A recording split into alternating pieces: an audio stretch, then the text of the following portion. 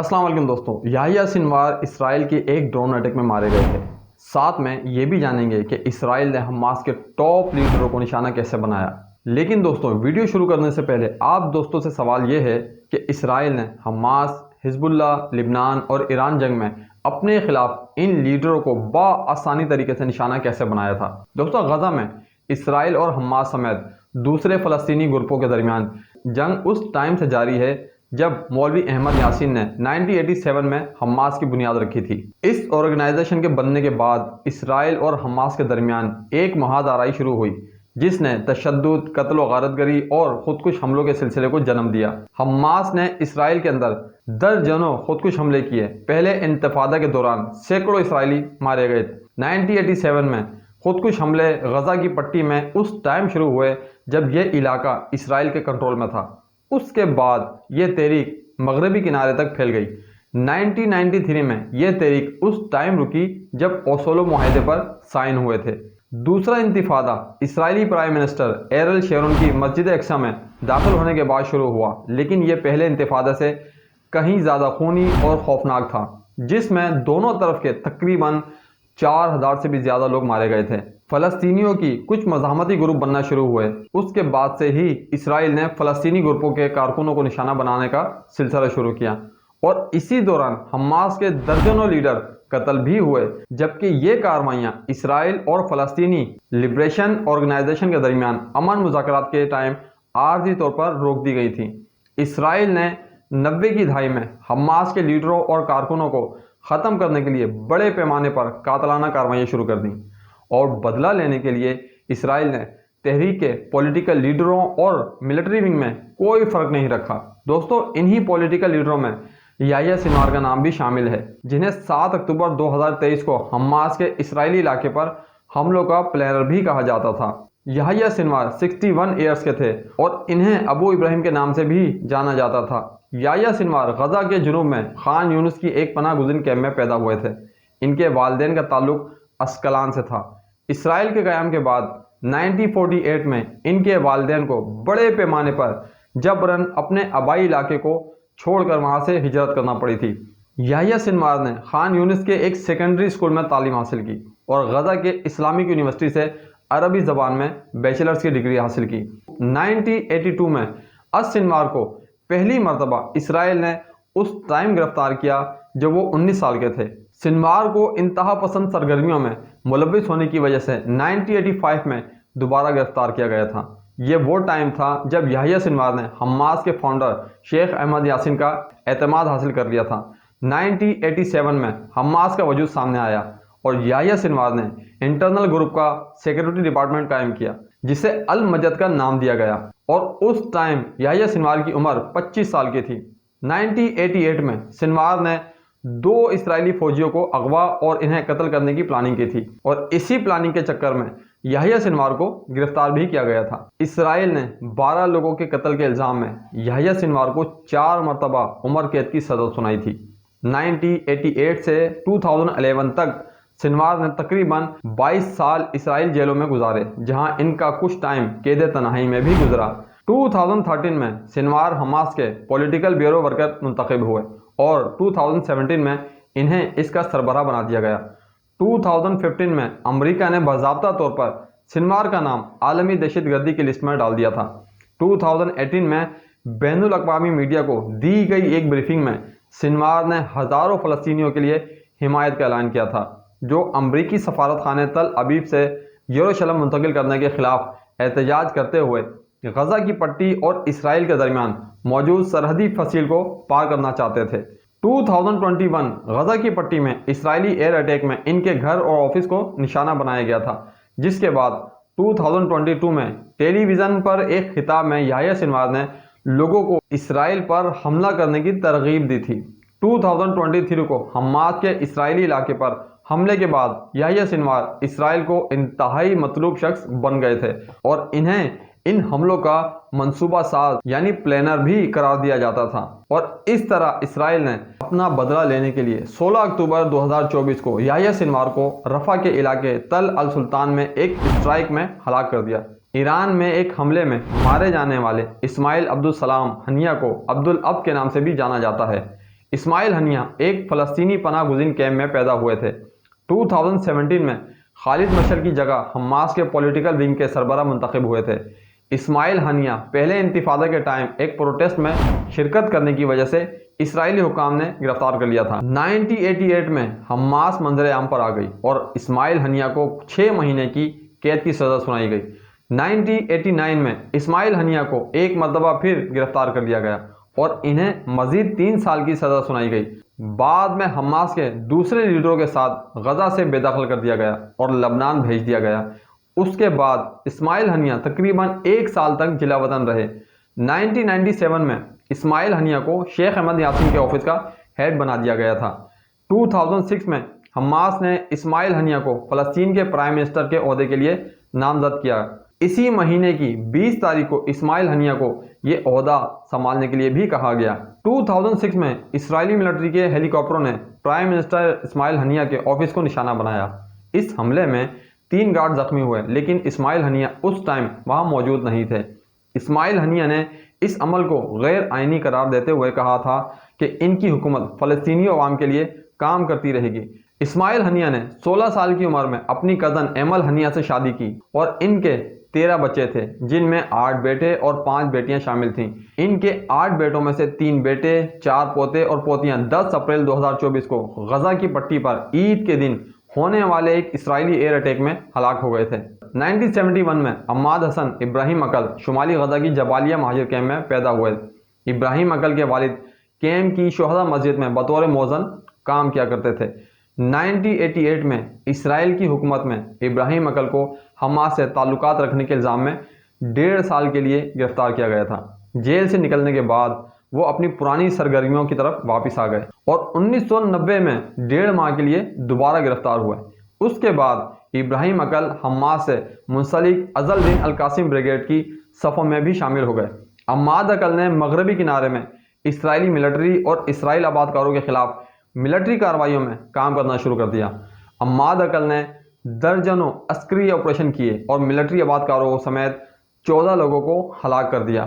عماد عقل اسرائیلی security forces کو انتہائی مطلوب شخص بن چکے تھے۔ 1993 کو اسرائیل کے فوجی اہلکاروں نے غزہ کے علاقے شجائیہ محلے میں ایک واقع مکان کو گھیرے میں لیا، جہاں عماد عقل چھپے ہوئے تھے۔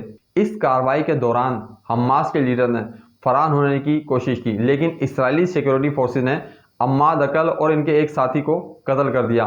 حماس نے 2009 میں عماد عقل کی زندگی پر ایک فلم بھی بنائی تھی، جس کا ٹائٹل تھا عماد عقل مذمت کی کہانی۔ دوستو، یحییٰ عیاش کا شمار عز الدین القاسم بریگیڈ کے سب سے اہم ملٹری لیڈروں میں ہوتا ہے جنہیں اسرائیل نے قتل کیا۔ یحییٰ عیاش پر الزام لگایا گیا تھا کہ وہ اسرائیل کے اندر خودکش کارروائیوں، بم دھماکوں اور درجنوں اسرائیلیوں کی موت کے ذمہ دار ہیں۔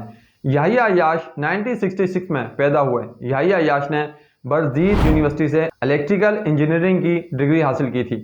یحییٰ عیاش پر جن اہم ترین کارروائیوں کا الزام لگایا گیا تھا، ان میں 1994 کو افولا شہر میں ہونے والا ایک کار بم دھماکہ شامل تھا، جس میں 8 اسرائیلی مارے گئے تھے۔ 1994 کو حدیرہ شہر میں ہونے والے خودکش آپریشن کی ذمہ داری بھی انہی پر لگائی گئی تھی اور اس آپریشن میں بھی 7 اسرائیلی مارے گئے تھے۔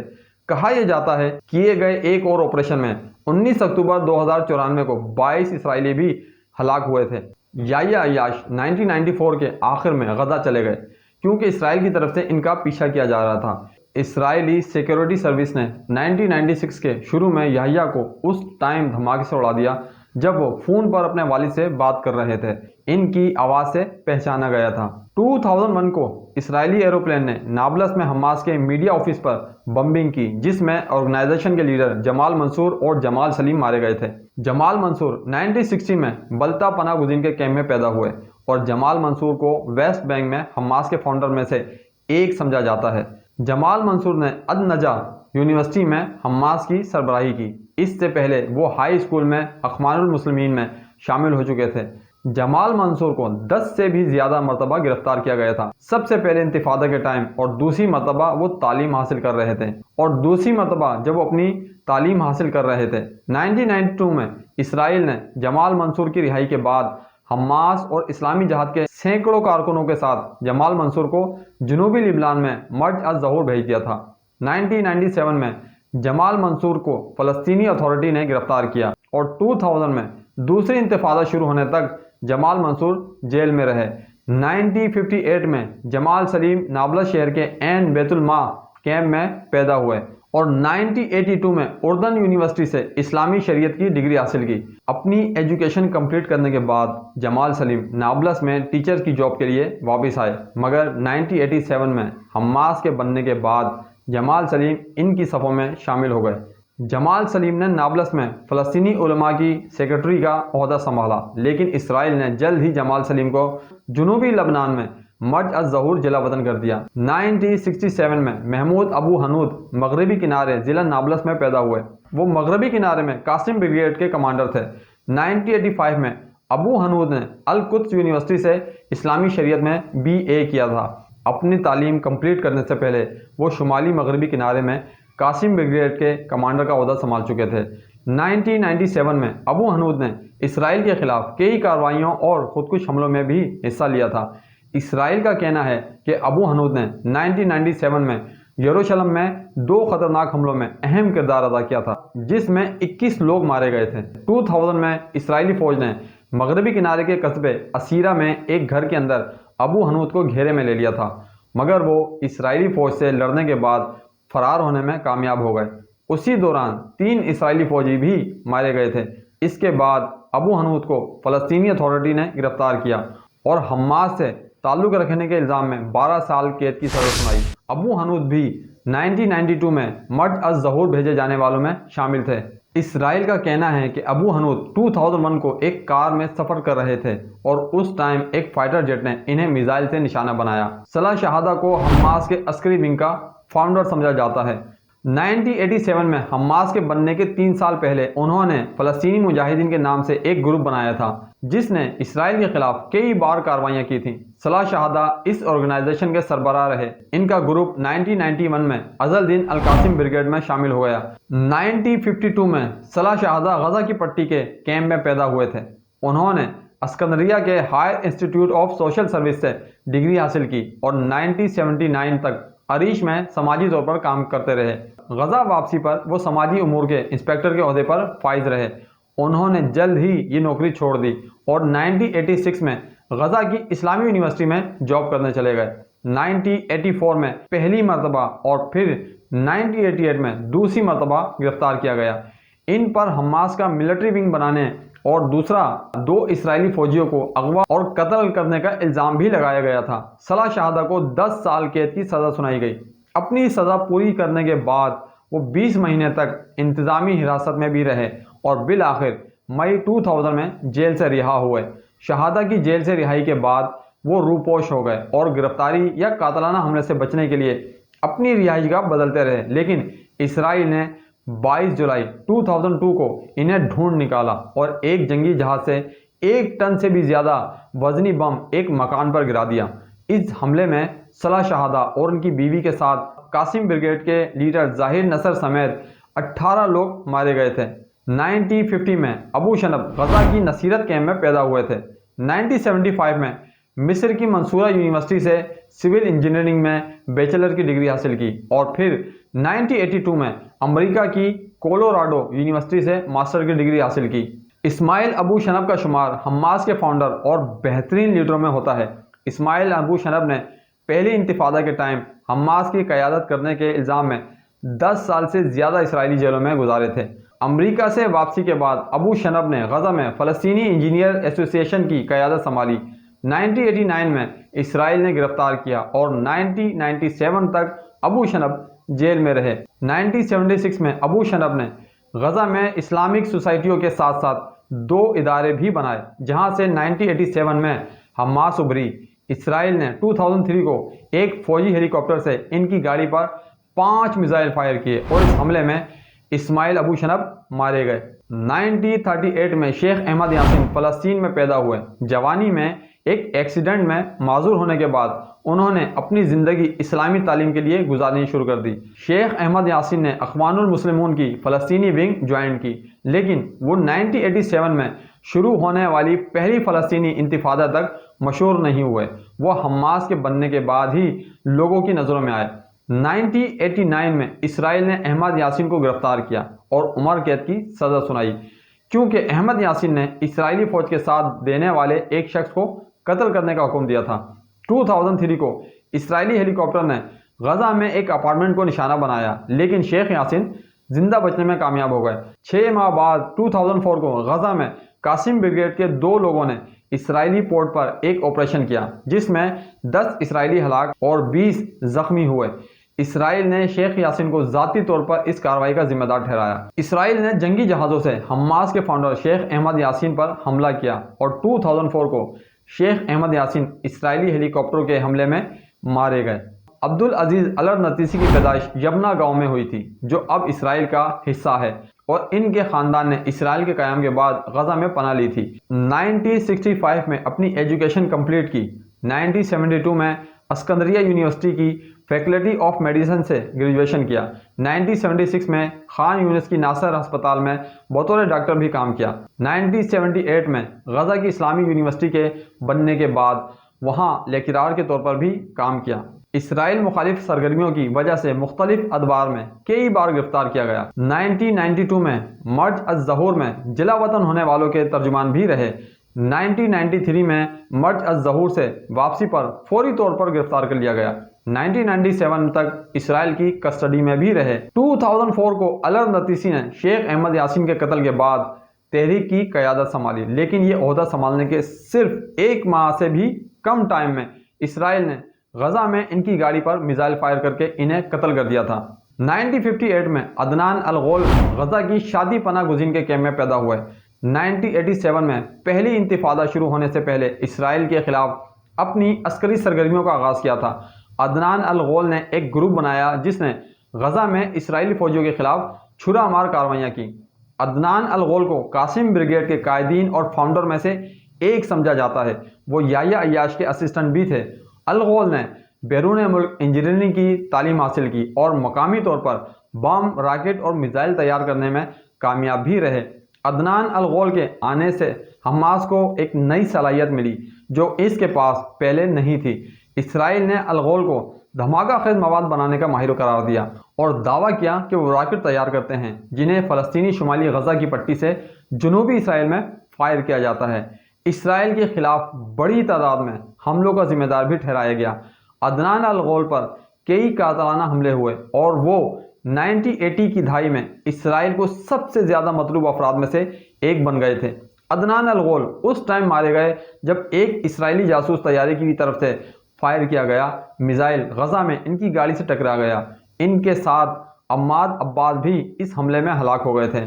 1959 میں سعید سیام غزہ کے شتہ پناہ گزین کیمپ میں پیدا ہوئے اور حماس کے قیام کے بعد سے ہی وہ ایک اہم شخصیت سمجھے جانے لگے تھے۔ اسرائیل نے سعید سیام کی سیاسی سرگرمیوں کی وجہ سے ایک سے بھی زیادہ مرتبہ گرفتار کیا اور وہ ان لوگوں میں شامل تھے جنہیں مرج الاسلام بھیج دیا گیا تھا۔ حماس کے لیڈر سعید سیام نے 2006 کو انتخابات میں حماس کی کامیابی کے بعد فلسطین میں وزارت داخلہ کا قلمدان سنبھالا تھا۔